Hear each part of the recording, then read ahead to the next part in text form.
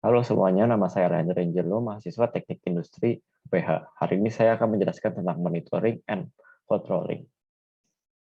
Jadi apa itu controlling? Controlling adalah proses dari memonitor, membandingkan, dan mengoreksi performa kerja. Tujuan dari controlling adalah untuk memastikan aktivitas diselesaikan dengan cara yang membawa pada pencapaian dari tujuan organisasi.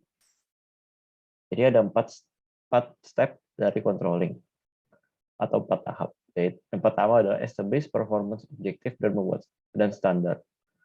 Membuat tujuan dan standar yang harus dicapai. Yang kedua adalah measure actual performance.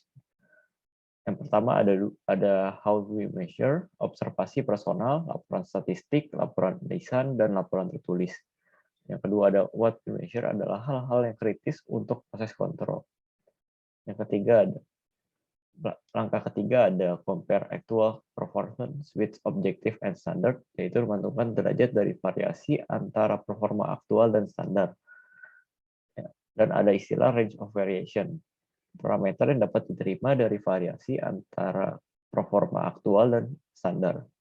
Yang keempat ada take necessary action, yaitu melakukan corrective action segera mungkin dan melakukan revisi standar.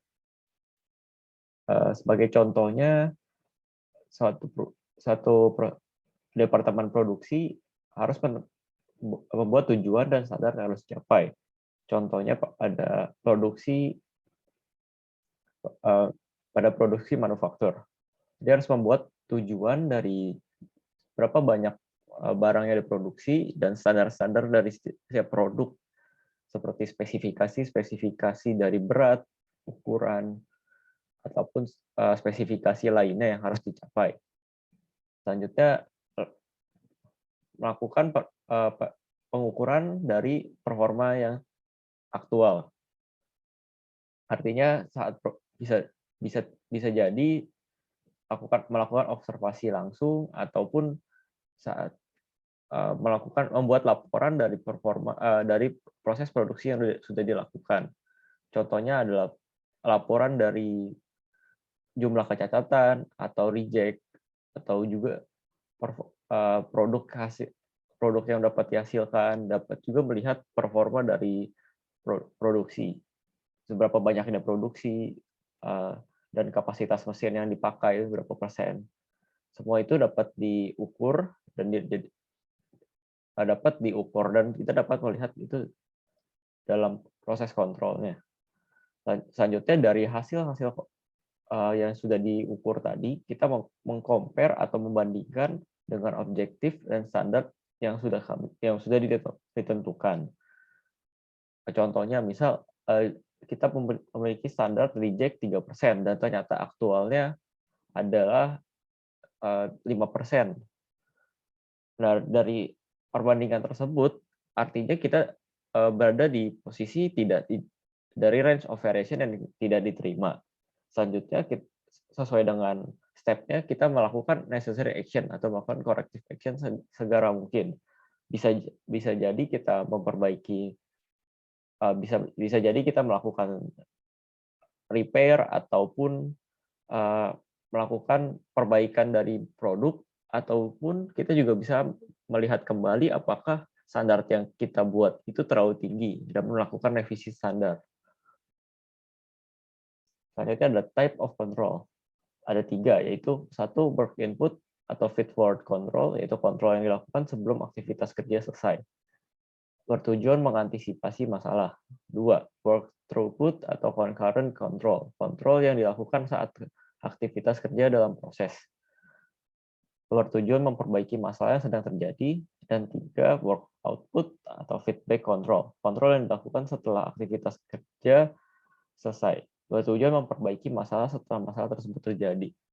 Untuk yang pertama, saya mengambil contoh dari Telkomsel. Telkomsel sendiri memiliki sistem untuk melakukan rekrutmen dengan mencari calon-calon pekerja yang memiliki spesifikasi tertentu atau memiliki kriteria-kriteria tertentu untuk pekerjanya.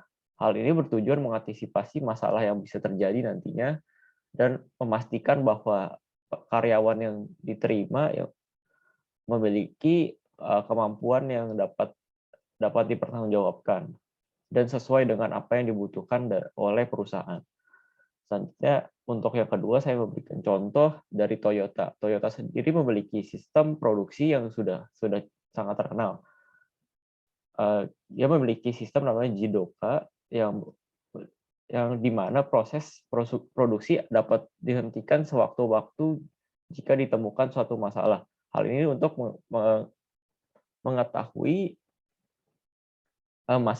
masalah tersebut apakah dapat diperbaiki ataupun memiliki dampak yang beruntun dan dapat melakukan perbaikan secara langsung di saat proses produksi sedang terjadi. Selanjutnya untuk yang ketiga, saya mengambil contoh produk pada perbandingan dari laporan dan dengan hasil kerja yang ada.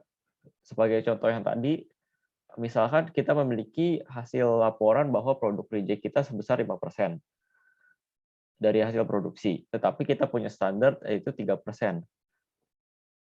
Kontrol tersebut dilakukan setelah produksi selesai.